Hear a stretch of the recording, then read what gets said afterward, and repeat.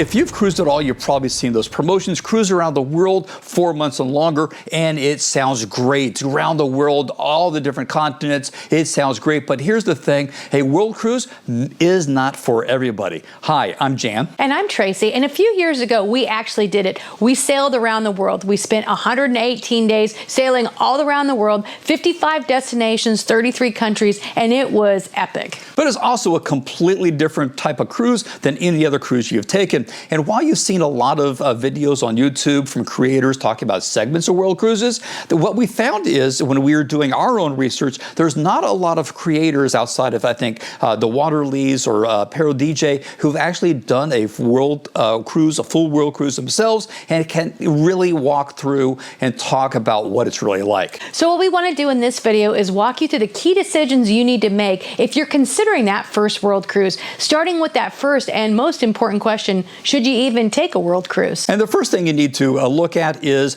and understand is the duration. Most world cruises are going to range anywhere between 90 to nearly 200 days and sometimes longer. This is not a vacation. It's a lifestyle that you're going to undertake for anywhere between 3 to 6 months. So the real question you have to ask yourself is, can you really step away from your normal life for that long? And it's not just about the time on board. You're stepping away from work responsibilities and your normal routines. Everything that's day to day in your life is essentially on pause for that period. So before deciding on it, you really have to make the decision of what kind of commitment works best for you. And you have to understand the timing of world cruises. Most world cruises are going to start in January or December, and they run into about May or even longer. Now, there is some cruises that will start in Australia and New Zealand that'll start in June, but most of them are going to basically start in the beginning of the year and run to the middle of the year.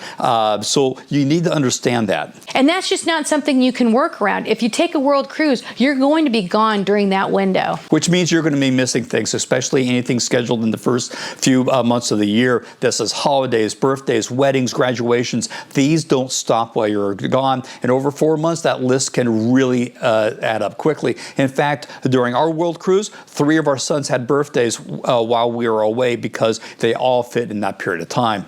So this isn't just about choosing the right timing. It's about being comfortable with the reality that you won't be there for some of those moments. Now, the next thing to do is looking at the sea days, because this is where a lot of people have objections with a world cruise, just like they do with a transatlantic, is can they actually do this? The reason is because on a world cruise, you spend anywhere between 30 to 60% of your time at sea. This means that also that you're going to have stretches of 5 to 6 days or even longer in a row without ever seeing land. And that's where people either settle in or really struggle on a world cruise. So if you enjoy routines, slower days, reading, or just relaxing, sea days can be some of the best parts of a trip, but it could also be a drag on people who don't like to be that much downtime. Yeah, it's because if you really are one of these people that need constant activity or stimulation, even though cruise lines are going to have lots of activities on those sea days to be able to give that type of activity, those long stretches can really start to feel very long. So you really need to know what type of traveler you are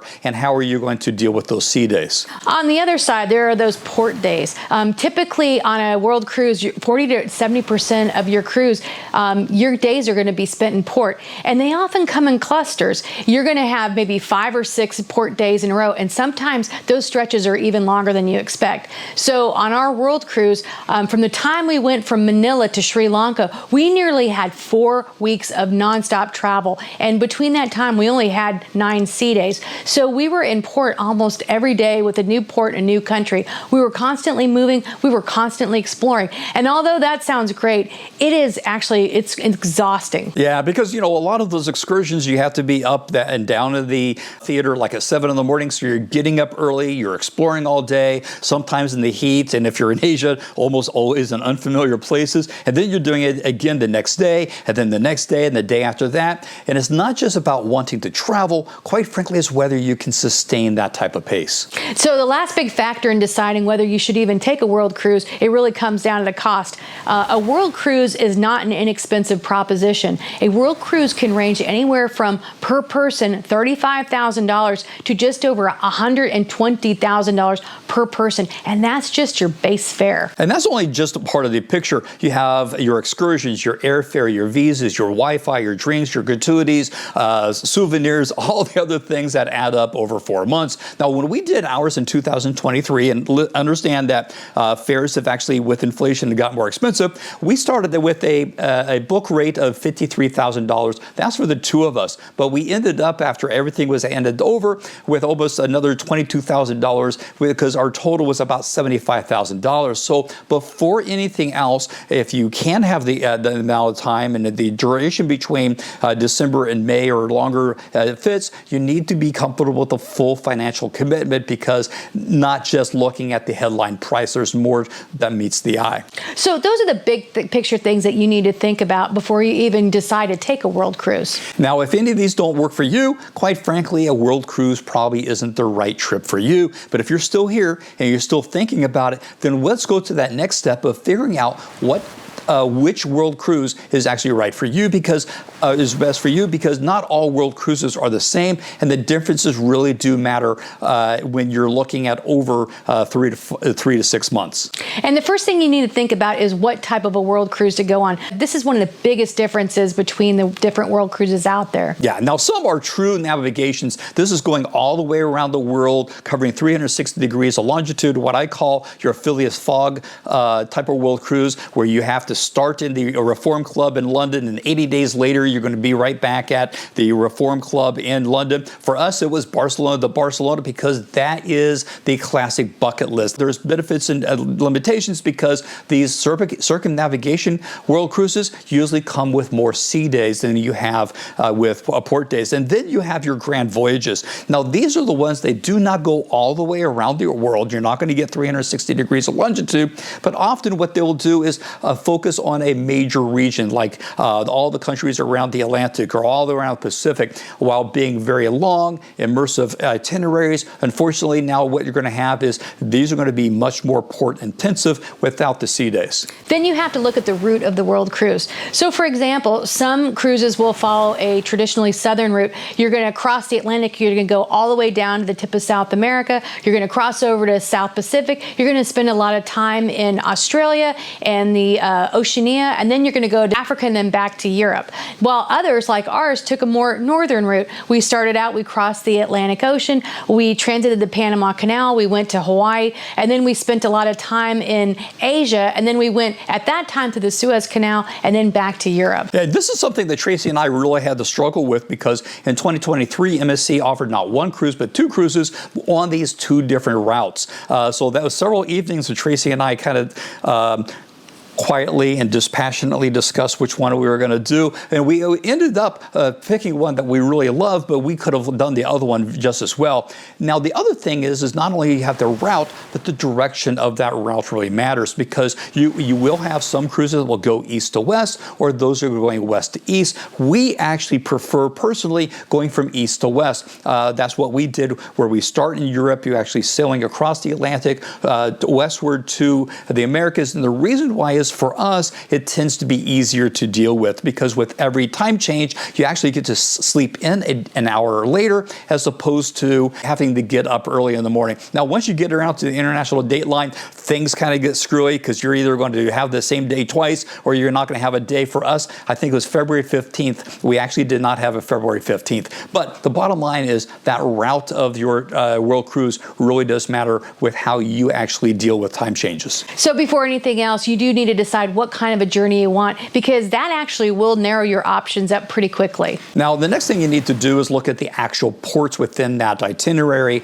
and that route, because at the end of the day, this is about the places you're going to be spending 3 to 6 months actually visiting. And not all itineraries, even the ones where you're visiting in the same regions, are created equally. Which ports and cities and sites are you going to be visiting are an important part of picking the right world cruise for you. And there's a meaningful trade-off here, because each one of these have different experiences, they have different cultures and different types of destinations. So this isn't really looking at what looks on paper, kind of where the line goes. It's really looking at how do those ports actually relate to what you believe is most interesting to you. And it's not just about the destinations, it's also about how long you're going to be at each of these destinations. Some of these ports, you only get to spend a few hours. Others, you get to spend a full day, and some are overnight stays. Yeah, and those overnights can absolutely change your experience. For example, we had, I think, eight or nine different overnights on our world cruise. The one we remember most is actually in Osaka. We had all day to be able to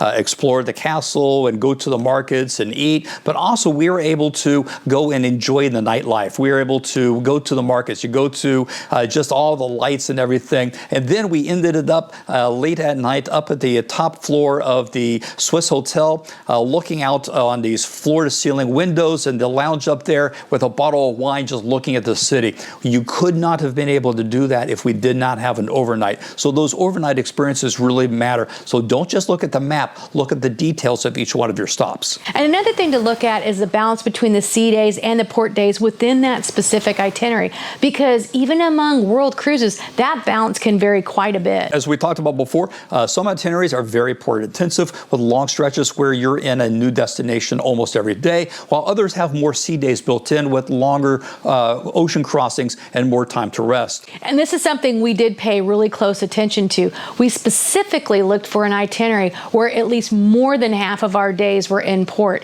And on our particular cruise, we ended up with about 52% port days to 48% sea days, and that's a really good balance. Yeah, now not all world cruises are like that, because in fact, this was actually the reason why we decided to go with MSC as opposed to Princess, which was within about $10,000 of each other. And honestly, neither choice is right or wrong. It really just depends on how you like to travel. Now, if you want to see as much as possible, you may lean towards a higher percentage of port days, but if you want that balance, more time to rest and recover, that sea day pacing becomes really important.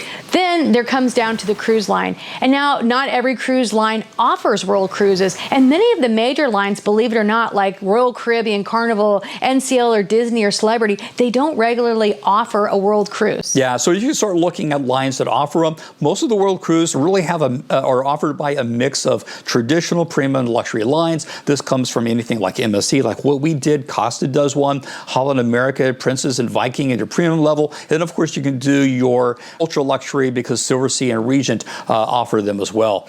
And this is where the difference becomes a lot more complicated. And it's not just because of the base fare. It's because of what's included and what's not included varies significantly between cruise lines. Yeah, so on some cruise lines, your fare covers just your room, your basic dining and entertainment, but excursions such as Wi-Fi, drinks, gratuities, and special dining, these are going to be all additional charges. And over 4 months, these extras can add up quickly. Excursions can run anywhere between $100 to $300 per person per port. Also, things like Wi-Fi. Wi-Fi might be $20 to $40 a day. Drink packages can be anywhere from $60 to $100 per person per day. So that can add up to tens of thousands of dollars over the length of the cruise. Now, other cruise lines include much more upfront, but those cruises are going to be significantly more expensive overall. And we saw that ourselves when planning our world cruise. So on some of those lines, the cost for one person would have been similar to or more than what we paid for both of us put together, with everything included. Yeah, so what you're going to do is you need to look at what the cost is, but also what is included with each one of the lines. But beyond the cost, there's something else that is just as important, is are you actually going to be comfortable with that cruise line that you're considering for a world cruise? Because you're not just booking a trip, you're committing to living on that ship with that culture for anywhere between 3 to 6 months. Yeah, quite frankly, this is advice that we didn't have, we certainly didn't follow. When we booked our world cruise on MSC, we had never sailed on MSC ever before. That means that this could have gone very, very bad. Now, MSC is kind of a contentious cruise line. A lot of people, either you love it or you hate it. And MSC is just more of a European style cruise line. And it's very different from most American-centric cruise lines in how it feels and how it operates and what your clientele is going to look like. Yeah, and that's especially true for MSC from cruises out of Europe. You're at European cruise lines on MSC, and really the world cruise is much more that European style of MSC is much, much different what they offer if you do the World America or another C-class ship out of the Miami. Now, fortunately, this worked for us. We loved MSC, but investing this much time and money in a cruise line that you've never tried before, or one whose style you may not actually enjoy, is really a pretty dicey proposition. So if you can, it's worth trying out that cruise line first, or at least understanding clearly what kind of experience they are going to offer. Now, another factor to consider is insurance. Many standard travel insurance policies only cover trips between about 60 to 90 days, which doesn't work for most of your world cruises. So you do need to make sure that you are covered for the full duration of your trip. And it's not just as simple as just buying a policy online. For longer trips like this, you may need a specialized plan, or you may even have to call an insurance company to get a specified custom quote. And there's a few things you really want to look at. First of all, there is medical coverage and medical evacuation, because when you're traveling in remote parts of the world, in order to get either medical coverage or evacuation can be very, very expensive, especially if you're places such as, say, Papua New Guinea, or you're in the middle of the Pacific or the Atlantic Ocean. Man, you're talking 5 figures easily to be able to get you off the ship.